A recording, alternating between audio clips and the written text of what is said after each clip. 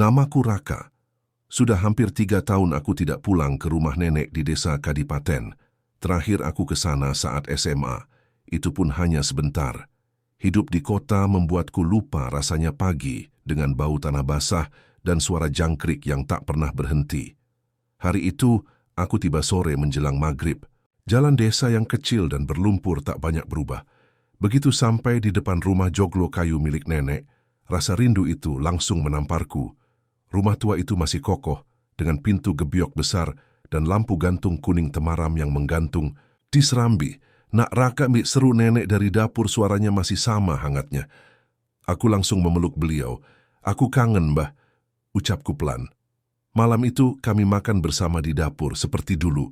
Nenek bercerita tentang kebun belakang, tetangga yang sudah pindah, dan ayam-ayam yang sekarang lebih susah diatur. Tapi yang membuatku tertarik justru lemari besar di ruang tengah yang kini ditutup kain putih. "Itu apa, Mbah?" tanyaku sambil menunjuk lemari. "Itu warisan dari almarhum kakekmu." "Jangan dibuka sembarangan," jawab nenek singkat. Aku tak bertanya lebih jauh. Tapi entah kenapa, aku merasa lemari itu mengamatiku sejak aku datang. Dan malam itu, untuk pertama kalinya dalam hidupku, aku bermimpi melihat wayang-wayang bergerak sendiri di bawah cahaya bulan. Pagi harinya, aku terbangun dengan keringat. Dingin. Mimpi itu terasa begitu nyata. Wayang-wayang kulit dalam mimpi itu bukan hanya bergerak, mereka berdiri. Tidak, berjalan. Di antara cahaya bulan pucat, mereka menari membentuk lingkaran, mengelilingi seseorang yang terbaring di tengah, seseorang yang wajahnya mirip sekali denganku. Aku mencoba melupakan mimpi itu. Ku sempatkan berkeliling halaman belakang rumah nenek. Banyak yang berubah. Pohon jambu yang dulu jadi tempat mainku sudah tumbang, digantikan rumpun bambu raksasa yang seolah berbisik saat angin lewat. "Bambu itu baru tumbuh setelah kakekmu meninggal," ujar nenek tiba-tiba dari belakang. Aku hanya mengangguk. Tapi saat berjalan kembali ke dalam rumah, aku merasa ada sesuatu yang berbeda. Lemari di ruang tengah. Kain putih penutupnya terlepas sebagian, seolah ada yang mengintip dari dalam celah pintunya. "Mbah, kain penutup lemarinya kok lepas?" tanyaku. Nenek menoleh. Raut wajahnya berubah. Dengan langkah cepat, ia merapikan kain itu kembali dan menguncinya. "Dari luar. Jangan sering-sering di depan lemari itu ya, Nak. Malam tadi kamu mimpi apa?" ditanyanya pelan. Aku terdiam. Aku belum menceritakan soal wayang-wayang di mimpiku. Tapi ekspresi nenek seperti sudah tahu jawabannya. "Kamu sudah dilihat," gumamnya. Hampir tak terdengar, aku menatapnya. Mencoba memahami maksudnya. "Dilihat siapa, Mbah?" tanyaku perlahan. Nenek tak langsung menjawab. Ia menarik napas panjang, lalu berjalan pelan menuju ruang tengah. Aku mengikutinya, sampai kami berdiri tepat di depan lemari tua itu. Tangannya yang mulai keriput menyentuh kain putih yang baru saja ia rapikan. "Nenek belum pernah cerita ini ke siapa-siapa," katanya lirih. "Tapi kalau kamu sudah mimpi wayang menari di bawah bulan, artinya garisnya mulai terbuka." "Garis? Garis apa?" tanyaku bingung. Ia menatapku. Tatapannya seperti menyimpan sesuatu yang sudah lama ia pendam. "Lemari ini bukan sekadar tempat penyimpanan. Di dalamnya ada warisan dari kakekmu, wayang kulit yang tidak pernah dimainkan lagi sejak beliau wafat. Wayang yang katanya hanya bisa bergerak kalau ada garis keturunan yang membuka jalannya." Aku merinding. "Dan kamu, Raka, kamu cucu pertama yang kembali ke rumah ini setelah beliau meninggal. Kadang garis darah bisa memanggil dan dipanggil," lanjut nenek. Aku tertawa kecil, meski gugup. "Mbah, ini cuma wayang kulit, kan?" Tapi nenek tidak tertawa. Ia menatapku tajam dan berkata, "Wayang itu memang kulit, tapi bukan dari hewan biasa. Dan yang kamu lihat dalam mimpi, itu bukan tarian." Aku terdiam. "Tadi malam, kamu terbangun jam berapa?" tanya nenek. "Sekitar jam 2. "Kenapa?" Nenek menunduk. "Jam itu disebut lilir wenggi. Waktu di mana yang tak kasat mata bisa menyentuh kita tanpa disadari." Aku menelan ludah. Tak tahu harus percaya atau menganggap ini cuma cerita lama yang dibesar-besarkan, tapi malam nanti semuanya akan mulai terasa lebih nyata dari yang aku kira. Malam itu aku mencoba tidur lebih cepat, tapi tak ada rasa kantuk sama sekali. Kata-kata nenek terus terngiang. "Itu bukan tarian. Dan yang tak kasat mata bisa menyentuh kita tanpa disadari. Jam menunjukkan pukul sudah 1.58, 2 menit menjelang waktu yang disebut nenek lilir wengi. Aku memaksa untuk tetap memejamkan mata, tapi tiba-tiba bunyi krik terdengar dari arah ruang tengah. Awalnya pelan, lalu duk, duk. Seperti ada sesuatu yang jatuh perlahan. Dengan napas tertahan, aku bangkit dari kasur dan membuka pintu kamar sedikit. Rumah gelap, hanya remang-remang lampu, minyak di dinding yang menyala. Aku menoleh ke arah lemari tua itu. Kain putihnya sudah tak ada, tergeletak di lantai seolah tersingkap dari dalam. Lemarinya terbuka. Tidak mungkin, bisikku. Aku berjalan pelan langkah demi langkah sampai berdiri di depannya. Wayang kulit tergantung di dalam seperti biasa. Tapi salah satunya tidak ada. Aku menelan ludah. Nafasku mulai tak teratur. Lalu terdengar suara seretan di lantai. Pelan lambat, seperti ujung benda tajam diseret. Aku mundur, berniat lari ke kamar. Tapi saat membalikkan badan, ada bayangan tipis berdiri di ujung lorong. Tidak tinggi, tidak jelas wajahnya. Tapi bayangan itu membawa sesuatu, sebuah wayang kulit yang menggantung dari tangannya. "Kamu sudah memanggilku," bisik suara berat namun bergetar dari arah bayangan itu. Aku terdiam. Suara itu seperti berasal dari dalam kepalaku sendiri. Dari balik ruang nenek, tiba-tiba lampu minyak padam. Dan gelap, benar-benar gelap. Aku berdiri mematung, nafasku tercekat. Dalam hitungan detik setelah lampu minyak padam, ruangan terasa seperti berubah. Sunyi yang tadi hanya senyap, kini berubah menjadi kosong yang memekakkan. Tiba-tiba terdengar bisikan. Bukan dari luar, tapi seperti dari balik telinga. Wayang itu tidak suka dilihat. Aku berbalik ke arah suara. Tak ada siapapun. Tapi di lantai aku melihat bekas telapak kaki kecil, basah, seperti habis keluar dari air. Padahal rumah ini tidak ada sumur di dalam. Aku berusaha menjangkau saklar senter dari rak dekat pintu, tapi ketika aku meraba-raba dalam gelap, tanganku malah menyentuh kulit kasar, dingin, dan basah. Aku tersentak mundur. Cahaya remang dari luar jendela tiba-tiba menerangi sedikit ruangan. Cukup untuk kulihat satu hal yang membuat seluruh tubuhku, kaku wayang kulit yang tadi hilang, sekarang berdiri, bukan tergantung, berdiri. Tegak di atas lantai seperti boneka yang bisa menapak. Dan lebih menyeramkannya lagi, bayangan di belakangnya tidak mengikuti bentuknya. Bayangannya lebih besar dan bergerak sendiri.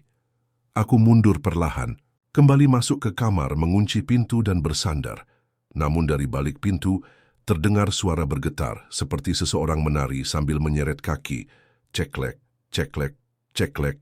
Aku tahu suara itu suara penabuh gamelan. Tapi dari mana? Aku tidak punya radio. Dan tidak ada siapapun di rumah ini selain aku dan nenek. Dan saat aku memandang ke arah jendela, bayangan wajah dengan mata tertutup muncul di balik kaca. Aku membeku. Bayangan itu tidak hanya diam. Ia mengangguk, pelan, dan menghilang seperti asap tertiup angin. Tapi yang paling membuatku merinding, bekas uap di kaca membentuk tulisan Jawa samar. Aku hanya bisa mengenali satu kata, pulang. Ku pelototi tulisan itu. Pulang? Aku sudah di rumah. Atau mungkinkah ini bukan rumah yang dimaksud? Keesokan paginya, aku memaksa diri untuk berpura-pura semuanya baik-baik saja. Tapi tubuhku terasa berat, seperti ada beban yang tertinggal di punggung. Saat aku membuka lemari warisan nenek wayang kulit itu, tidak ada. Aku hampir lega. Tapi saat sarapan, aku menjatuhkan sendokku. Wayang itu duduk di kursi seberang meja makan, sendirian, tertunduk, dan anehnya di depannya sudah ada sepiring nasi yang tidak aku siapkan. "Nek," panggilku pelan ke arah kamar nenek. "Nek, siapa yang naruh ini?" Tapi tak ada jawaban. Aku masuk ke kamar nenek kosong. Tak ada siapapun. Dan di bantalnya ada lembaran daun lontar tua dengan tulisan halus. 3 malam lagi. Aku merasa seluruh tubuhku seperti dihantam angin dingin. Malamnya aku terbangun karena suara gamelan yang sangat lirih, seperti datang dari dalam tanah. Aku turun ke ruang tamu, tapi suara itu justru semakin keras di belakang rumah. Tepat Di dekat sumur tua yang sudah bertahun-tahun ditutup, suara wayang mulai terdengar seolah seseorang sedang menembang cerita lama dengan bahasa halus yang hampir tak bisa ku mengerti. Tiba-tiba, tutupan sumur bergerak sendiri. Aku terpaku menahan napas. Tutupan itu bergeser pelan menimbulkan suara seret yang menusuk telinga seolah dipaksa oleh tangan yang tak kasat mata. Dari dalam sumur yang seharusnya kering dan tertutup rapat selama bertahun-tahun itu, terhembus aroma anyir bercampur wangi bunga kenanga. Aku melangkah mundur, tapi langkahku terhenti saat ku dengar suara halus. Suara perempuan menyanyi tembang Jawa, bukan dari dalam rumah, bukan dari luar, tapi dari dalam sumur itu. Suara lirih, mendayu, membawa duka. Lagu yang biasa ku nyanyikan waktu kecil, lagu yang diajarkan oleh nenek saat aku belum bisa membaca. Tiba-tiba, di bibir sumur muncul sebuah bayangan kecil. Benda itu merangkak naik pelan. Wayang kulit. Wayang kulit yang sama, tapi kali ini bukan hanya satu. Di belakangnya muncul bayangan lain. Tubuh kurus memakai pakaian adat Jawa. Tak punya wajah. Wajahnya kosong, seperti topeng putih. Tangannya terulur menunjuk ke arahku, lalu berkata dalam suara yang dingin, "Kowe wis waktune ngerti sapa sing ilang, kowe putune Sing Werno." Aku terpaku. Sing Werno, itu nama yang pernah kusebut saat kecil, nama yang sering diceritakan nenek sebagai dalang terakhir di desa kami, yang menghilang entah kemana tanpa jejak. Tapi, bukankah itu hanya legenda malam? Itu aku tak bisa tidur. Kata-kata makhluk itu terus bergema di kepalaku. Kowe putune Sing Werno. Besoknya, aku memberanikan diri membuka kotak tua yang selama ini disimpan nenek di bawah tempat tidurnya. Kunci kecil yang tergantung di leher wayang, ternyata pas untuk membuka gemboknya. Di dalamnya ada tumpukan naskah kuno berbahasa Jawa kuno dan sebuah catatan tangan. Jika kutukan ini tak dihentikan sebelum purnama ketiga, penerus darah Sing Werno akan menggantikan posisi yang ditinggalkan. Dan tanggal yang tertulis di bawahnya membuat darahku berdesir. Purnama ketiga, 2 malam lagi. Aku menatap catatan tua itu dengan jantung berdebar keras. Tinta di atas kertas kecoklatan seperti berdenyut, seakan ingin menyampaikan sesuatu lebih dari sekadar kata-kata. Kutukan, penerus darah Sing Werno. Aku merasa seperti ditarik ke dalam dunia yang seharusnya tak pernah kusentuh. Tapi semuanya makin nyata.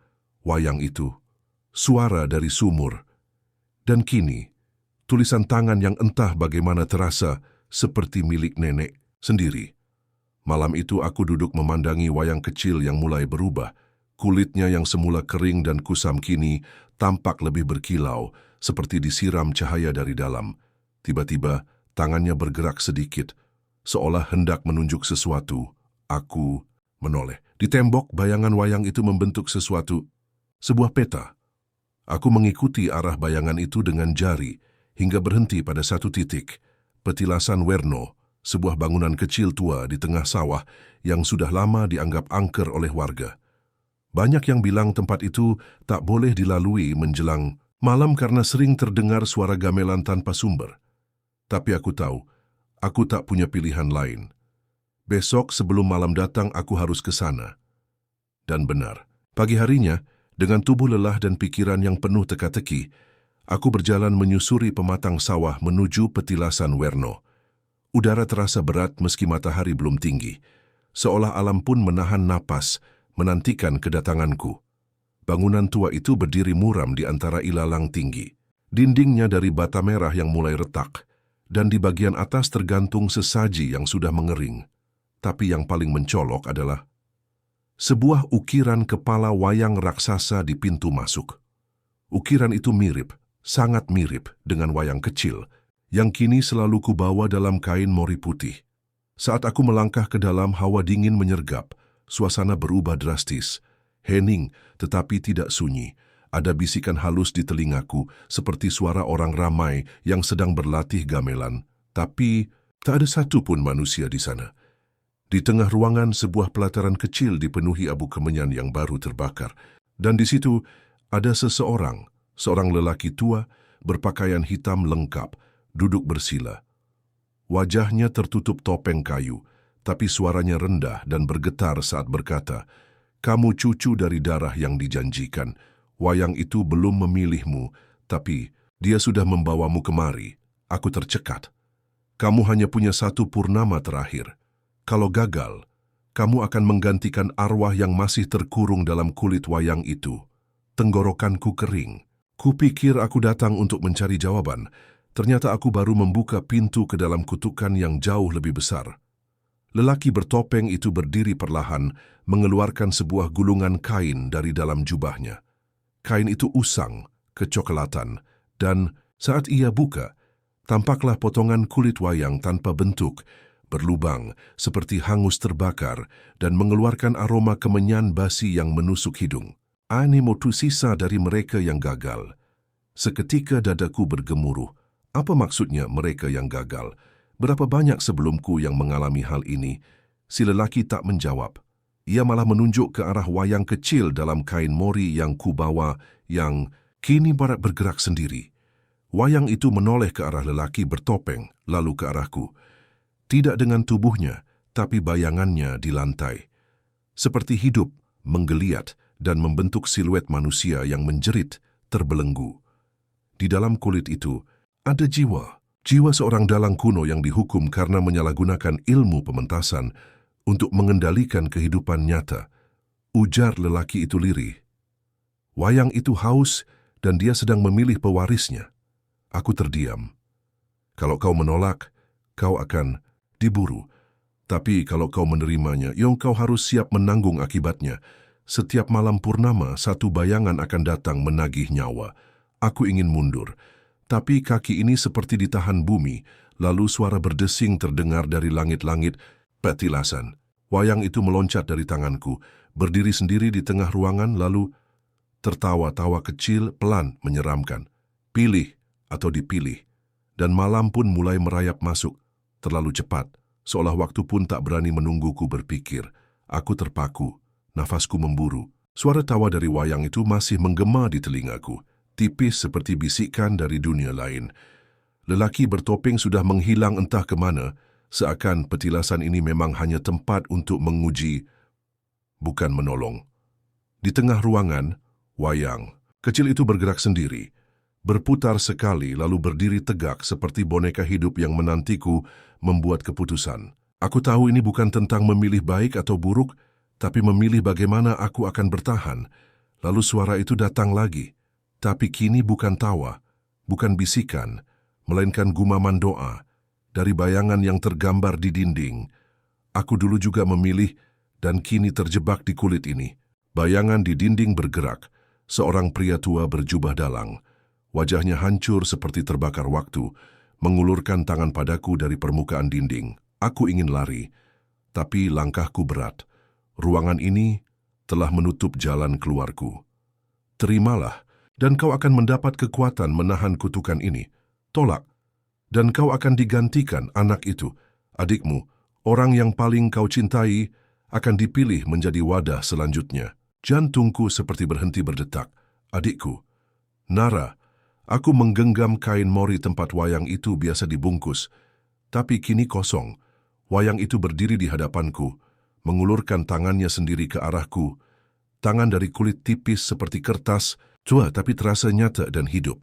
Waktumu habis, pewaris. Dalam satu detik yang terasa seperti selamanya, aku melangkah maju dan menyentuh wayang itu. Dan dunia tak berubah. Sejak aku menyentuh wayang itu, cahaya dalam ruangan padam. Tapi bukan gelap biasa. Ini gelap yang terasa berat, seperti tertutup kabut pekat yang menyimpan bisikan. Lalu perlahan-lahan, satu per satu obor menyala di sekelilingku, membentuk lingkaran. Di tengahnya, aku berdiri memegang wayang itu, yang kini tak lagi terasa seperti benda mati. Tangan wayang itu menggenggam balik tanganku. Dari sudut ruangan, suara gamelan mulai terdengar, bukan dari alat musik nyata, tapi seolah dari balik tanah dan langit-langit. Suara itu menghantam pikiranku dengan ingatan-ingatan yang bukan milikku. Potongan kehidupan seorang dalang tua, seorang pewaris ilmu kuno, yang akhirnya dikutuk karena melanggar satu larangan, menghidupkan wayang untuk tujuan pribadi. Aku melihatnya. Dalang itu masih ada. Bukan di dunia, bukan pula di alam roh sepenuhnya. Ia terjebak di antara dua dunia, diikat oleh janji yang belum terpenuhi. Kau sudah memilih, suara itu menggema. Kini kau dalang berikutnya, tapi bukan dalang pertunjukan biasa. Kau harus memainkan lakon terakhir, lakon yang belum pernah ditutup. Wayang di tanganku bergerak, mengangkat kepalanya, menunjuk ke arah salah satu sisi ruangan yang tiba-tiba membuka, memperlihatkan panggung tua dengan layar putih usang dan bayangan-bayangan mulai menari di baliknya. Sendiri, sosok-sosok itu menunggu, tapi tak ada dalang yang memainkan. Mulai malam ini, ujar suara dari balik layar, kau akan melihat dunia seperti kami melihatnya. Setiap wayang punya cerita, dan kau harus menyelesaikan semuanya. Tanganku gemetar, tapi layar itu tak bisa ditolak. Pementasan sudah dimulai. Dan aku adalah dalangnya, tapi bukan dalang yang bisa memilih lakon atau menata adegan sesuka hati. Lakon yang muncul di layar itu seperti hidup sendiri. Bayangan para wayang menari tanpa kendali tanganku. Gerak mereka kasar, penuh amarah, seperti memerankan kisah lama yang tak pernah selesai. Kisah pengkhianatan, dendam, dan tumbalnya yang belum lunas. Tiba-tiba suara berat bergema di sekeliling. Kau harus menyelesaikan kisah yang dihentikan oleh dalang sebelumnya, atau kau akan menggantikan posisinya selamanya. Layar putih itu mulai bergetar. Salah satu wayang tiba-tiba menoleh ke arahku. Matanya menyala merah dalam bentuk bayangan. Dari balik layar, muncul sesosok siluet wanita berkebaya, berjalan, mendekat perlahan. Sosok itu menyerupai ibu kandungku. Nak, jangan teruskan, bisiknya lirih. Wayang itu tidak ingin diselesaikan, ia ingin dikenang dan dibiarkan hidup. Jantungku berdebar, tapi tangan wayang yang kugenggam semakin kuat mencengkeram, seolah memaksaku duduk di belakang layar. Tanganku mulai bergerak sendiri, memainkan satu persatu wayang. Lakon pun dimulai, lakon tentang seorang pemuda yang diwarisi warisan terkutuk dari leluhurnya. Kisah itu sama persis dengan hidupku sendiri. Kisah ini adalah milikmu, dan hanya bisa selesai jika kau tahu bagaimana akhirnya. Aku menatap layar dengan tubuh gemetar. Bayangan wayang terakhir belum muncul, dan aku belum tahu apa yang akan terjadi bila kisah ini benar-benar selesai. Tapi satu hal pasti, aku tidak lagi sekadar penonton. Aku bagian dari cerita. Kalimat itu terus menggema di kepalaku. Bahkan saat layar putih di hadapanku mulai berubah, suara gamelan samar terdengar dari kejauhan, disusul aroma kemenyan yang tiba-tiba menyelimuti ruangan. Jari-jariku yang menggenggam wayang mendadak kaku, dan dari sela-sela wayang terakhir muncul bayangan yang belum pernah kulihat sebelumnya. Berwujud manusia, tapi tak punya wajah. Wayang itu bergerak sendiri. Ia melayang, lalu menancap tepat di tengah layar. Saat itu, rumah menjadi sunyi. Jam, dinding berhenti berdetak. Angin berhenti berembus. Bahkan suara jangkrik pun lenyap seketika. Lalu, sebuah suara muncul dari arah wayang tak berwajah itu. Suara yang sangat mirip dengan almarhum kakek. Kau sudah terlalu jauh, Dipa. Lakon ini bukan untuk dituntaskan, tapi untuk ditebus. Mataku terbelalak. Suara itu datang dari arah lemari tua tempat wayang disimpan. Perlahan, lemari itu terbuka sendiri. Dan dari dalamnya, kulihat bayangan tubuh seseorang duduk membelakangiku, memainkan wayang-wayang lain, dengan gerakan yang sama, persis denganku. Aku berdiri, tapi tubuhku tetap di tempat. Bayangan itu adalah aku.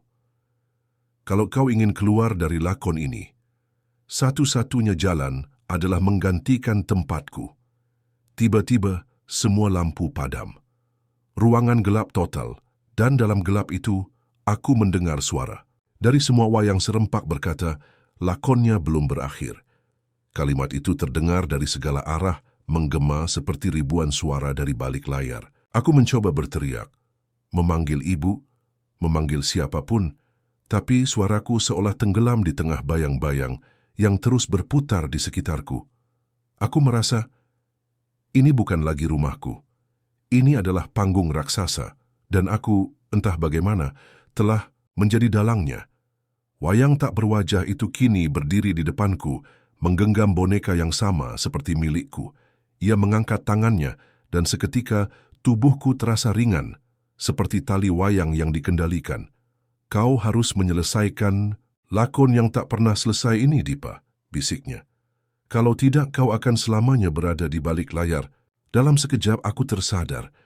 Semua ini bukan sekadar warisan, bukan sekadar wayang. Ini adalah perjanjian lama yang diwariskan turun-temurun. Setiap generasi memiliki satu anak yang harus memainkan lakon tersebut hingga tuntas. Jika tidak, dia akan terjebak di antara dunia dan bayangan. Kalau begitu, bisikku, aku akan menyelesaikannya. Tanganku mulai gemetar saat meraih satu wayang yang belum pernah aku sentuh. Wayang paling tua, berdebu, dan retak di beberapa bagian.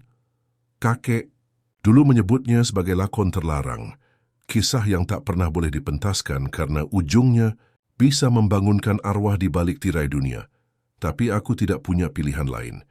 Ini satu-satunya jalan keluar. Saat aku menancapkan wayang itu ke batang kayu, ruangan kembali terang.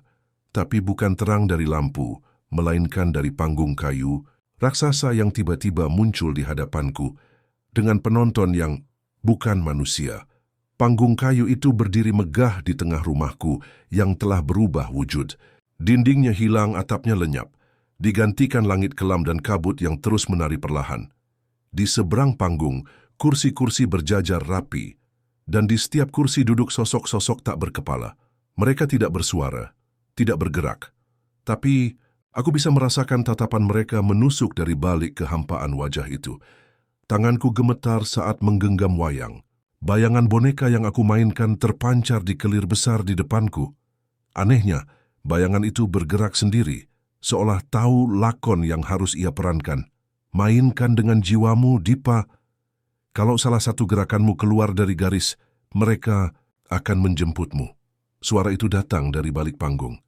Samar tapi menakutkan. Aku tak tahu siapa yang bicara, tapi aku tahu ini bukan latihan. Ini adalah pementasan terakhir, dan hidupku adalah taruhannya. Wayang itu mulai menari, tanganku bergerak seirama, tapi mendadak kelir bergoyang. Dari balik layar, muncul bayangan seorang wanita berkebaya lusuh, rambut panjangnya basah seperti habis dijemur dari sumur tua. Ia melangkah pelan, dan setiap langkahnya membuat lantai bergetar. Itu bukan bagian dari lakon, seruku dalam hati, namun wayangku ikut menoleh ke arahnya. Seakan tahu bahwa kisah ini sedang ditulis ulang, bukan olehku, tapi oleh arwah yang selama ini menanti di balik lemari warisan. Penonton-penonton tanpa wajah itu mulai berdiri. Satu persatu mereka berjalan menuju panggung. Langkah mereka tak bersuara, tapi kehadiran mereka seperti kabut dingin yang merayap ke tulang. Aku hanya punya satu pilihan, menyelesaikan lakon, atau ditarik ke balik kelir selamanya. Dengan napas tercekat, aku lanjutkan pertunjukan, tanganku menggenggam erat kayu wayang yang terasa panas seperti bara, tapi yang lebih membakar adalah sorot mata dari makhluk-makhluk tanpa wajah yang kini berdiri mematung di sekitar panggung, memandangku dari kehampaan yang tak bisa kutebak. Tiba-tiba kelir terbelah, dan dari dalamnya keluar asap putih pekat. Sosok perempuan berkebaya hijau lusuh muncul dari balik asap, menatapku dengan mata kosong, namun penuh luka masa lalu. Ia berdiri tepat di samping bayangan wayangku, lalu menyatu. Wayang yang kugerakkan kini bukan hanya bayangan, tapi tubuhnya perlahan menjadi nyata, bergerak, hidup, bernapas. "Lakonmu belum selesai, Dipa," katanya pelan. Suaranya seperti daun kering digesek angin. "Tebus kesalahan leluhurmu, atau generasi sesudahmu akan menanggung kutukan ini." Jantungku seperti diperas. Aku tak tahu kesalahan apa yang ia maksud. Aku hanya seorang dalang muda yang mewarisi lemari tua dan wayang yang tak pernah kupahami sepenuhnya. Tapi sosok-sosok di sekelilingku mulai menghilang satu persatu. Langit di atas berubah merah tua. Angin berputar kencang. Di tangan kiriku bayangan wayang berubah bentuk menjadi diriku sendiri. Wayang itu memandangku, mengangkat tangannya, dan mulai memainkan lakonnya sendiri. Aku kini bukan dalang. Aku adalah bagian dari cerita. Dan satu-satunya cara untuk mengakhiri ini adalah dengan masuk ke dalam dunia wayang dan menulis akhir lakon dari dalam. Sunyi biasa, tapi seperti aku telah meninggalkan ruang dan waktu yang ku kenal. Kelir di depanku menyala terang, lalu seperti air ia membuka celah dan menelanku masuk. Tiba-tiba aku berada di tengah medan perang. Tanah berwarna hitam, langit retak seperti kaca, dan di sekelilingku wayang-wayang berjalan. Bukan boneka tapi manusia bayangan. Wajah mereka kosong, tapi matanya seperti menyimpan cerita ribuan tahun. Di kejauhan, aku melihat sesosok raksasa bermata api mengangkat gada, memekik dengan suara yang mengguncang langit. Inilah akibat warisan yang kau teruskan tanpa paham. Lakon yang tak selesai akan menelan siapapun yang mewarisinya. Aku ingin berlari tapi kakiku terpaku. Di belakangku, sesosok pria tua berwajah mirip almarhum. Kakek berdiri, mengenakan pakaian dalang. Ia mengangguk, lalu menyerahkan sebilah keris kecil padaku. Akhiri lakon ini di page buka lembar terakhir. Tapi ingat, apapun yang kau tulis akan menjadi nyata di dunia luar. Tangan gemetarku menerima keris itu. Aku sadar, kini aku bukan lagi penonton atau pewaris. Aku adalah dalang terakhir. Dan di depan mataku, kelir terakhir terangkat. Menampakkan sebuah istana megah, bayangan perempuan berkebaya hijau, dan seorang anak kecil yang duduk membelakangiku. Anak itu adalah aku. Aku mendekatinya perlahan. Sosok kecil itu duduk memeluk lutut. Punggungnya membelakangiku. Tubuhnya setengah transparan seperti bayangan yang tak pernah selesai digambar. Di sekelilingnya tanah retak membentuk pola kelir wayang. Dan dari langit, huruf-huruf aksara Jawa berjatuhan satu persatu, menghapus kisah yang tertulis di angkasa. Ketika aku hendak menyentuh pundaknya, suara berat menggema dari belakangku. Jangan sentuh dia. Itu bagian dari dirimu yang masih tersesat di antara lakon-lakon yang tak pernah diselesaikan. Aku menoleh. Sosok dalang tua, kakekku, berdiri di sisi kelir yang melayang, membawa sebuah gulungan naskah tua, lusuh, dan nyaris hancur dimakan waktu. Ini lakon yang gagal kutulis dulu. Karena itu kutukan turun padamu. Karena cerita ini belum punya akhir. Aku menatap naskah itu. Di halaman terakhir hanya ada satu kalimat. Dalang mati wayang hidup. Air mataku mengalir. Semua ini bukan tentang boneka atau warisan, tapi tentang cerita yang tak dituntaskan, luka yang diwariskan dari generasi ke generasi. Kakek mendekat, menyerahkan gulungan itu ke tanganku, dan berkata, "Selesaikan, Dipa, bukan dengan menaklukkan wayang, tapi dengan memahami apa yang mereka ingin sampaikan. Dengarkan, karena saat kamu menulis akhir yang benar, semua akan pulih." Tiba-tiba, kelir di hadapan kami bergoyang. Dan dari balik bayangan muncul siluet para wayang, Semar, Petruk, Gareng, dan di tengah mereka, sosok perempuan berkebaya hijau menunduk, seperti menunggu akhir cerita. Tanganku gemetar memegang pena yang tiba-tiba muncul dari gulungan itu. Dan dengan tarikan napas dalam, aku mulai menulis kalimat yang akan menentukan apakah aku kembali atau lenyap bersama cerita ini selamanya. Tinta dari pena warisan itu mengalir seperti aliran darah leluhur, membentuk aksara Jawa yang berkilau di atas gulungan. Kelir di depanku berubah-ubah, menampilkan cuplikan hidupku, hidup kakekku, dan semua dalang di garis keturunan kami. Setiap lakon yang gagal, setiap kesalahan yang tak pernah ditebus. Sosok-sosok wayang berkumpul di sisi kelir, memandangku, menunggu. Sosok perempuan berkebaya hijau berdiri paling depan, tak lagi menakutkan, melainkan seolah menyimpan harapan. Tanganku terus menulis. Lakon ini tak ditutup dengan perang tapi dengan pengampunan. Yang dulu tak terdengar kini diberi suara. Yang pernah dilupakan kini diberi tempat. Tiba-tiba cahaya hijau dari dalam kelir menyala terang. Sosok wayang yang sebelumnya bergentayangan kini perlahan memudar, bukan karena hilang, tapi karena mereka sudah pulang. Sosok anak kecil transparan itu menoleh padaku, tersenyum, dan perlahan-lahan menyatu ke dalam tubuhku. Untuk pertama kalinya aku merasa lengkap. Tidak lagi dibayang-bayangi kutukan, tidak lagi dibebani cerita yang terpotong. Kakek berdiri di belakangku. Ia mengangguk dengan tenang, lalu berkata, "Kamu sudah menjadi dalang sejati, Dipa. Bukan hanya memainkan wayang, tapi memahami jiwa mereka." Dalam sekejap, kelir yang selama ini menjadi batas antara dunia ini dan dunia sana hilang. Rumah tua itu kembali sunyi. Wayang-wayang di lemari kini diam tak bergerak. tak ada bisikan, tak ada bayangan. Tapi di hatiku, mereka tetap hidup. Aku pun membuka lembar naskah terakhir dan menuliskan satu kalimat penutup. Akhir bukanlah selesainya cerita, tapi tempat kita memilih untuk memahami.